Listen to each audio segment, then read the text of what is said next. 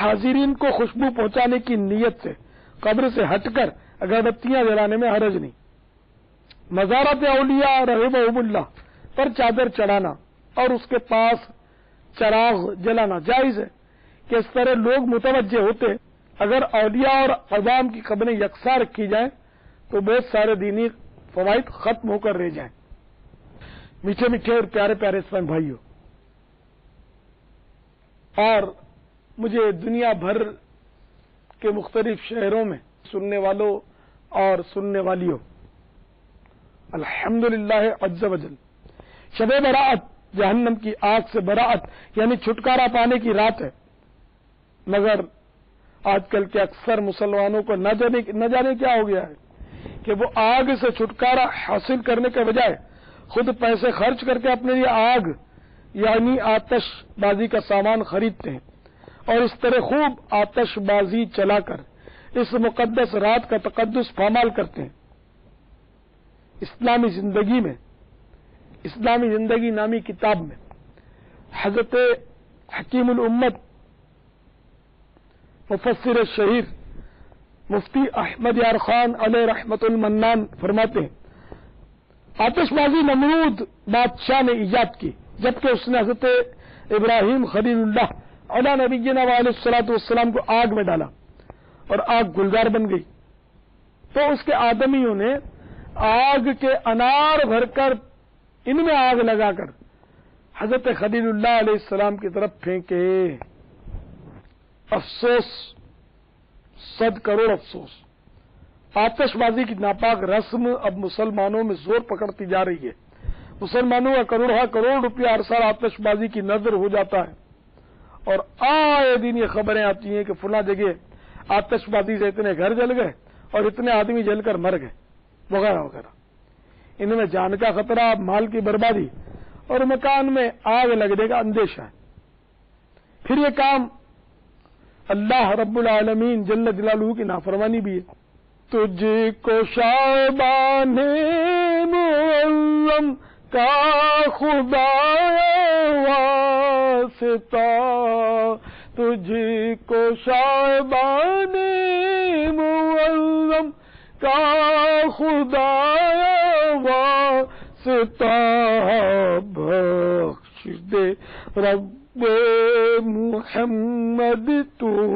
میری ہر ایک خطا، بخش دے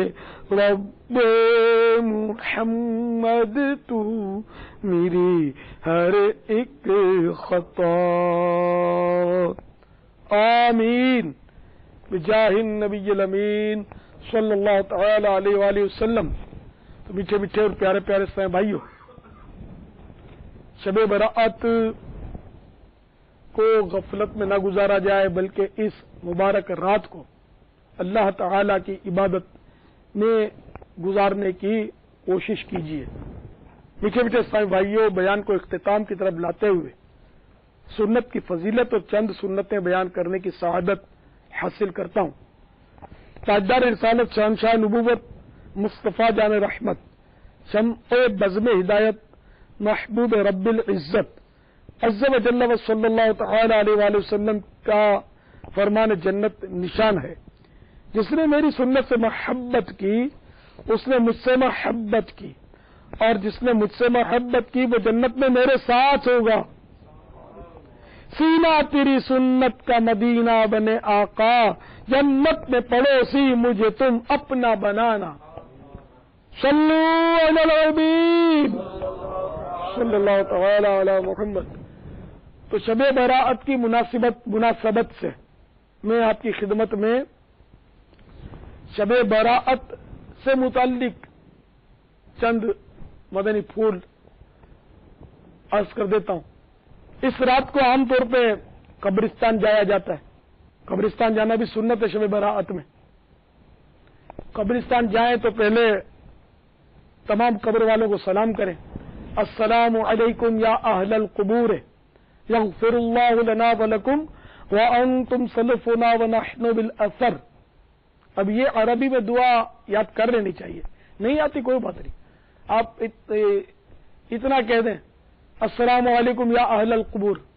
یہ بھی یاد نہیں رہتا تو یہ عرض کر دیں السلام علیکم قبر والو، اللہ تمہاری بھی بخشش کرے، ہمیں بھی بخشے، تم ہم سے پہلے آ گئے، ہم تمہارے بعد آنے والے ہیں، تو موت کی یاد ہے نا اس میں۔ تو اس طرح جتنا یاد رہے آپ اپنی زبان میں مادری میں، مگر عربی میں کہیں تو سب سے اچھا۔ قبرستان میں جوتے اتار دینے چاہیے، حدیث میں یہ مضمون موجود ہے کہ میں جوتا پہن کر اپنے بھائی کی قبر پر پاؤں رکھوں، تو اس سے بہتر سمجھتا ہوں کہ میں تلوار کی دھار پر پاؤں رکھوں کہ میرے جوتے کا پہندہ کٹ کر میرا پاؤں کٹ جائے، میں انگارے پر پاؤں رکھوں کہ جوتے کا تلا جل جائے اور میرے پاؤں جھلس جائے۔ تو میرے پیارے اسلامی بھائیوں، میرے آقا اعلی حضرت کی حدیثیں نقل کرنے کے بعد فرماتے ہیں یہ وہ فرما رہے ہیں، یہ وہ صلی اللہ تعالی علیہ وآلہ وسلم فرما رہے ہیں کہ اگر کسی مسلمان کے سر یا اس کی آنکھوں پر اپنے مبارک قدم رکھ دے تو خدا کی قسم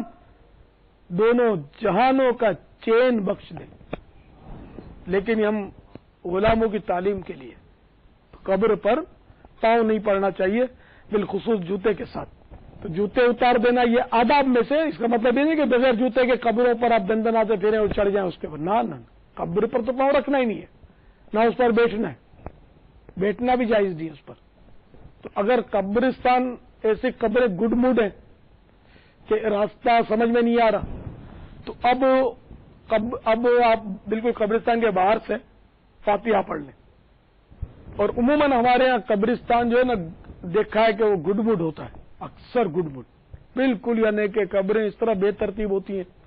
چھوٹی چھوٹی پگڈنڈیاں قبروں سے پہ لوگ چڑھ چڑھ کے اس پہ پگڈنڈی بن جاتی۔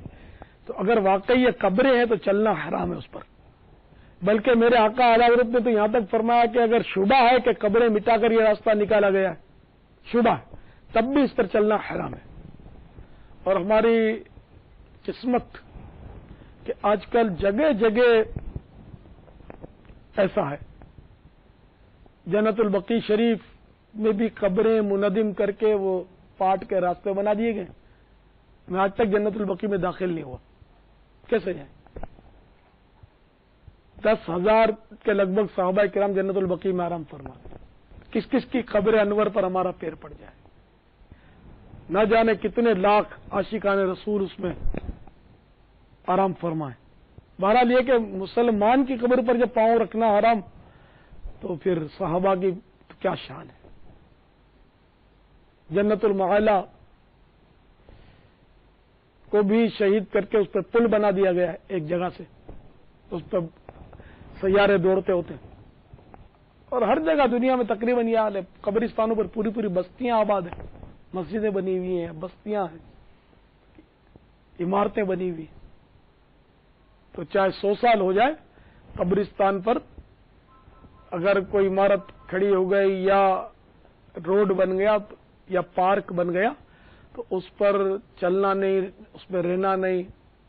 تو کچھ نہیں کر سکتے، تو قبرستان ہے خلاص۔ ہمارے ہاں مزارات اولیاء پر بھی بڑی ناگفتہ بے حالت ہے، قبروں کو پاٹ کر کے راستے پکے فرش بنا دیے گئے، کئی جگہ مزارات اولیاء جو مشہور ہیں وہاں جانا بہت دشوار ہے۔ تو اللہ تعالی ہمیں مسلمانوں کی قبروں کا احترام نصیب فرمائے۔ تو ایسے مواقع پر بس دور سے حاضری دے کر سلام عرض کر کے دعا مانگ لیں، قبروں پر پاؤں نہ رکھیں کہ قبرستان کی حاضری مستحب ہے، سنت موقعہ بھی نہیں ہے، مستحب ہے، سنت مستحبہ سمجھ لیے، تو ایک سنت ہے کہ نہیں جائیں گے تو گناہ نہیں ہے، تو ہم ایک امر مستحب کے لیے جائیں اور حرام کام کر کے پلٹیں، قبروں کو روند کر آئیں، معاذ اللہ مسلمانوں کو تکلیف دے کر جو بیچارے سوئے ہیں ان کو تکلیف دے کر آ جائیں، وہ بیچارے بھی نہیں، بعض تو جو جنت کے میوے چن رہے ہیں تو ان کو تکلیف دینا اور زیادہ خطرناک ہے۔ تو بہرحال یہ کہ دور سے فاتحہ، اگر قبریں گڈ موڈ ہیں اور قبروں کو پھلانگ کر قبروں پر چڑھ کر کے بغیر جانا ممکن نہ ہو تو وہاں